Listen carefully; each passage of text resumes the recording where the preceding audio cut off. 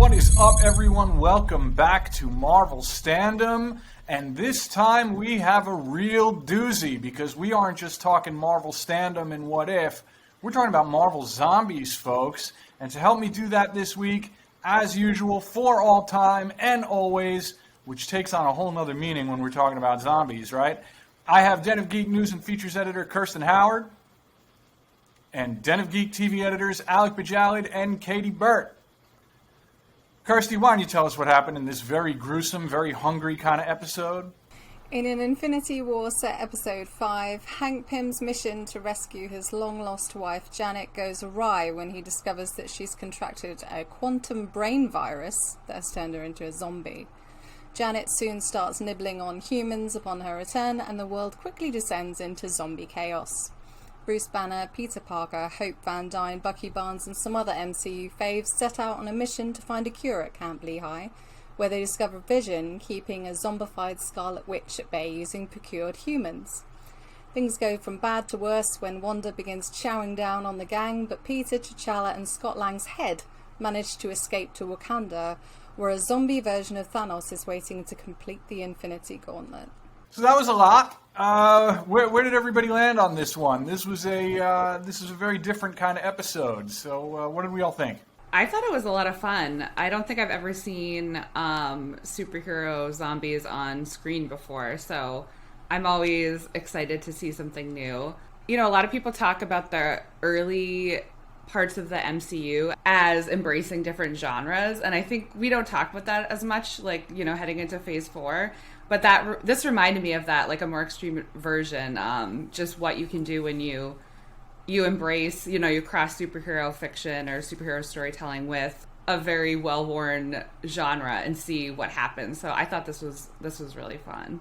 Feels like every week one of us has a new favorite, and I'm gonna go. I'll stake my claim on this one as my new favorite.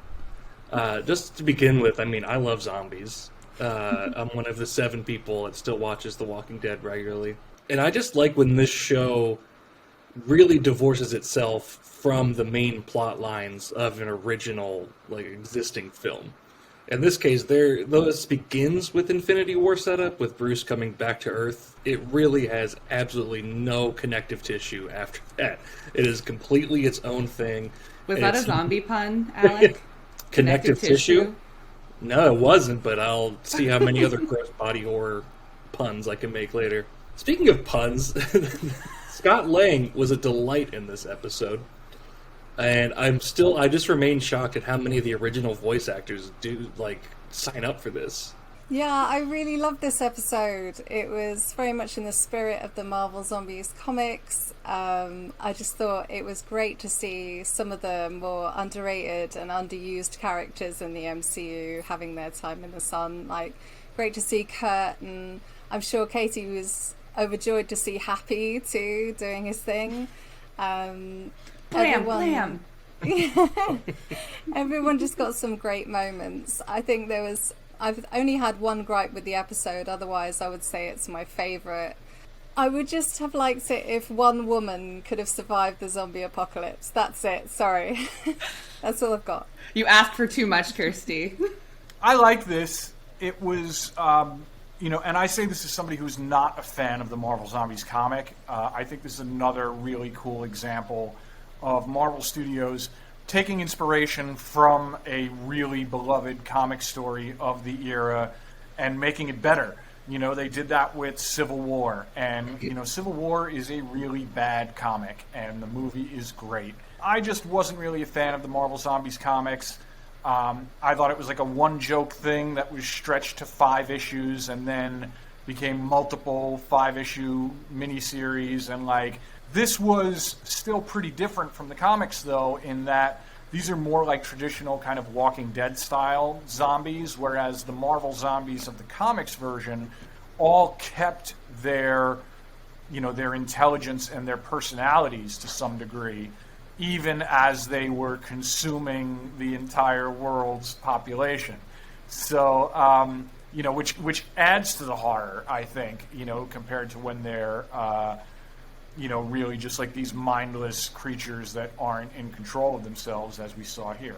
It was really nice to see something on Disney Plus like leaning this far into the grossness of zombie stuff. It's not something I really would have expected. I think it was a good time. I think it'll make for a good Halloween rewatch too.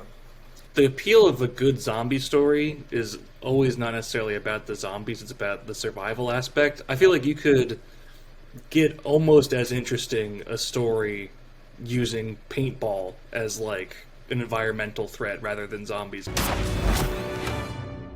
that guy even go to this school? It's all just about seeing like the randomness of who is able to survive. And that's what I really liked about this episode, because like Peter Parker, Scott Lang's head, the cape, Hope Van Dyne, Bruce Banner in his robe, it just makes such an interesting motley crew. And that's what I like about these what-if scenarios, that they get people together that we don't often see.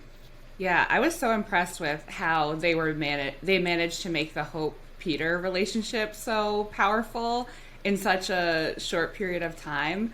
There are a few moments where characters that have established relationships with other characters in the MCU saw those characters like beheaded, cut in half, etc. Those zombified versions of their friends, and they just like made a quip about it, which is maybe how you would react. I don't know, but I was fine with it for one episode, especially because they did such a good job of like developing or showing, I guess, the relationships between these like this motley crew of survivors, which is. Yeah, I agree, Alec. One of the best parts of zombie stories.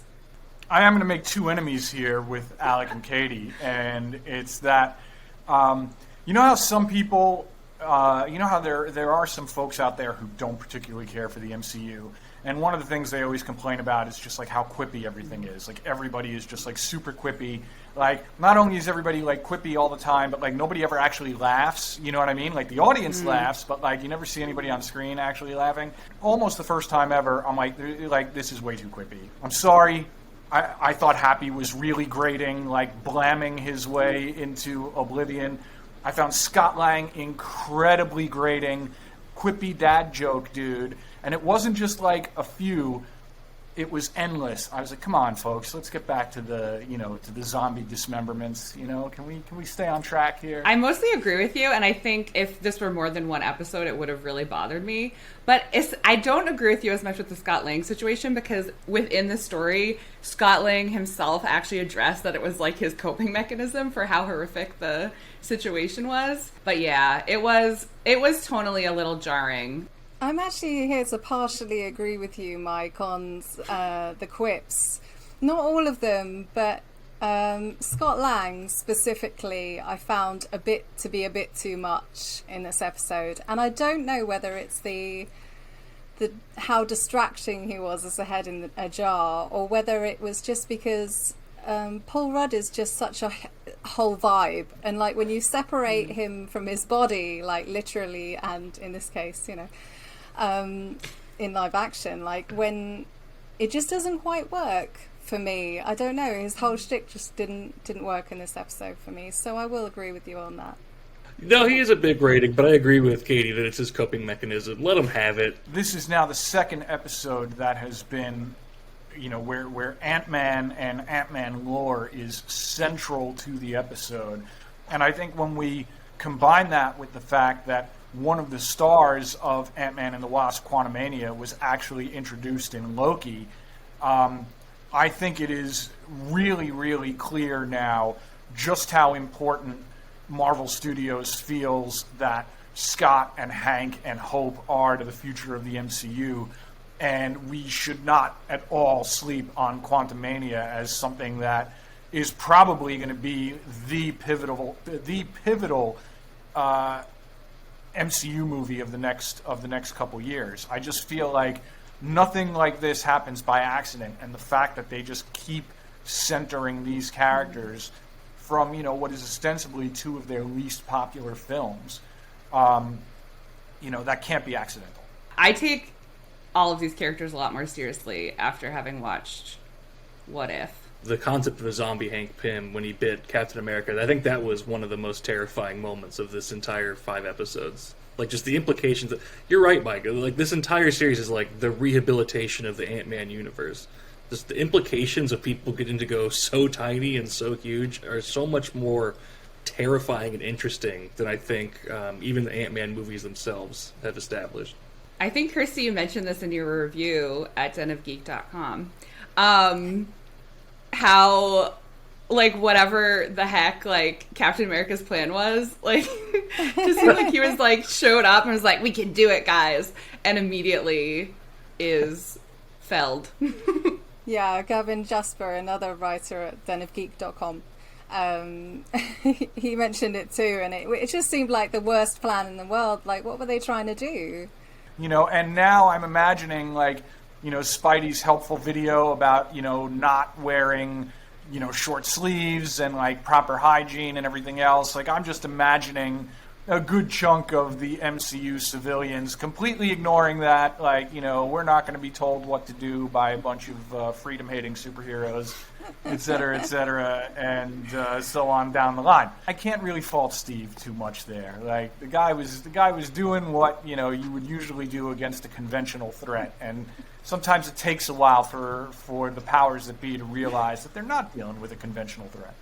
Yeah, it's an interesting issue to explore, especially perhaps in, you know, the last year and a half or 2 years. What happens when you only care about, like, the people you love in your immediate social circle. And yeah, I think thinking about it in that context, it's interesting to see that theme woven into What If so strongly. I was going to ask all of you how you felt about the Vision and Wanda stuff in this episode. I love that they've established them as, like, the Romeo and Juliet of this universe. Just these star-crossed lovers, always destined for ultimate tragedy. I feel like I used to love this trope so much when I was younger, that people, like, love each other so much that they'll do literally anything. And the older I get, the more I'm just like, guys, you need to get your acts together.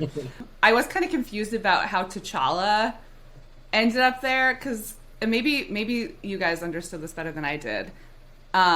Because I think, like, paired with Vision just kind of having an abrupt, like, change of heart about what he should do, I think you can read that as, like, oh, he's actually asked to reflect on what he's been doing by these people who are his friends for the first time. But also, it's like T'Challa's been there, and why did he bring T'Challa? Like, it seems like he could have just fed anyone to Wanda. I don't know. Yeah, it's a bit weird because we've previously learned that T'Challa is quite the convincing person, you know, around the universe. So the fact that he couldn't change Vision's mind seems really odd.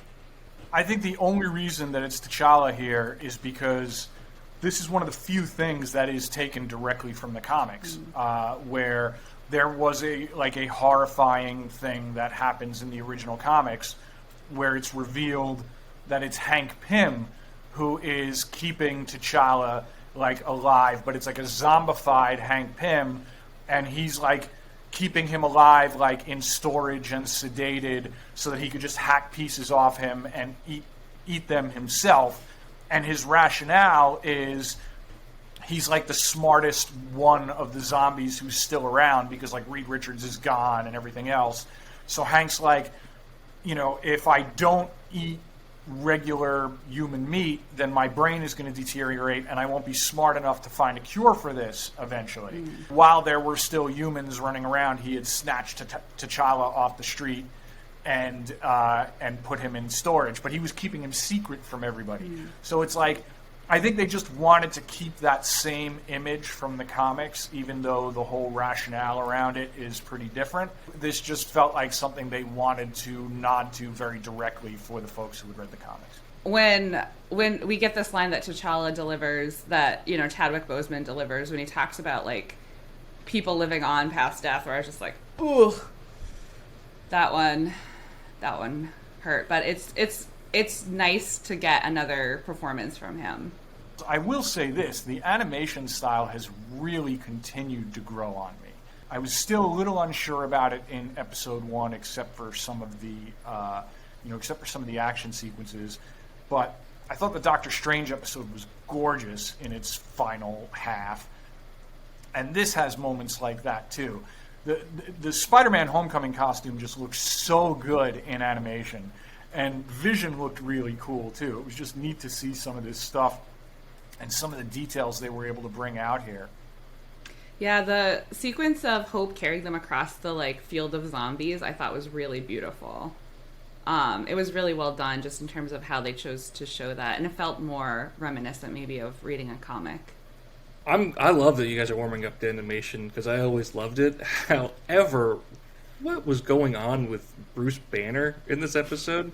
Do you think like Mark Ruffalo was in the studio and had like a gun to the animators' backs and was just whispering "younger, younger, younger" in their ear?